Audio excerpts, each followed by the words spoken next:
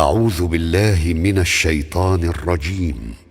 بسم الله الرحمن الرحيم.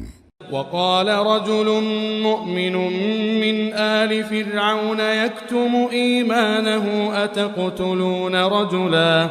أتقتلون رجلا أن يقول ربي الله وقد جاءكم بالبينات من ربكم وإن يك كاذبا فعليه كذبه وإن يك صادقا يصبكم بعض الذي يعدكم إن الله لا يهدي من هو مسرف كذاب. يا قوم لكم الملك اليوم ظاهرين في الأرض فمن ينصرنا من بأس الله إن جاءنا. قال فرعون ما أريكم إلا ما أرى وما أهديكم إلا سبيل الرشاد. وقال الذي آمن يا قوم إني أخاف عليكم مثل يوم الأحزاب مثل دأب قوم نوح وعاد وثمود والذين من بعدهم وما الله يريد ظلما للعباد. ويا قوم إني أخاف عليكم يوم التناد يوم تولون مدبرين ما لكم من الله من عاصم ومن يضلل الله فما له من هاد. ولقد جاءكم يوسف من قبل بالبينات فما زلتم في شك مما جاءكم به حتى إذا هلك قلتم لن يبعث الله من بعده رسولا كذلك يضل الله من هو مسرف مرتاب. الذين يجادلون في آيات الله بغير سلطان أتاهم كبر مقتا عند الله وعند الذين آمنوا كذلك يطبع الله على كل قلب متكبر جبار. وقال فرعون يا هامان ابن لي صرحا لعلي أبلغ أسباب السماوات فأطلع إلى إله موسى وإني لأظنه كاذبا.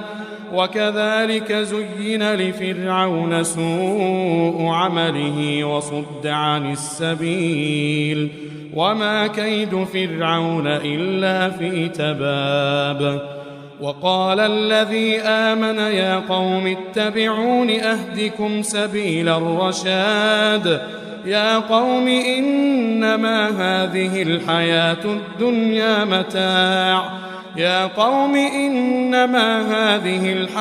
الدنيا متاع وإن الآخرة هي دار القرار. من عمل سيئة فلا يجزى إلا مثلها ومن عمل صالحا من ذكر أو أنثى وهو مؤمن فأولئك يدخلون الجنة يرزقون فيها بغير حساب.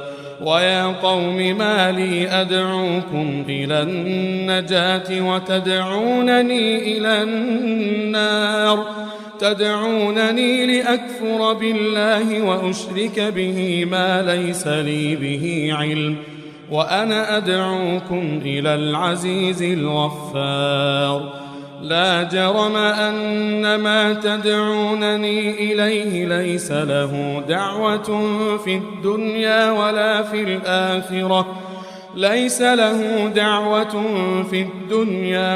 في الآخرة وأن مردنا إلى الله وأن المسرفين هم أصحاب النار.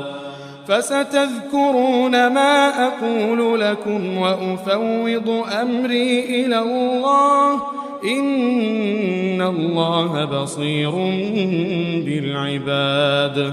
فوقاه الله سيئات ما مكروا وحاق بآل فرعون سوء العذاب. النار يعرضون عليها غدوا وعشيا ويوم تقوم الساعة أدخلوا آل فرعون أشد العذاب. وإذ يتحاجون في النار فيقول الضعفاء للذين استكبروا إنا كنا لكم تبعا فهل أنتم مغنون عنا نصيبا من النار. قال الذين استكبروا إنا كل فيها إن الله قد حكم بين العباد. وقال الذين في النار لخزنة جهنم ادعوا ربكم يخفف عنا يوما من العذاب. قالوا أولم تك تأتيكم رسلكم بالبينات قالوا بلى قالوا فادعوا وما دعاء الكافرين إلا في ضلال.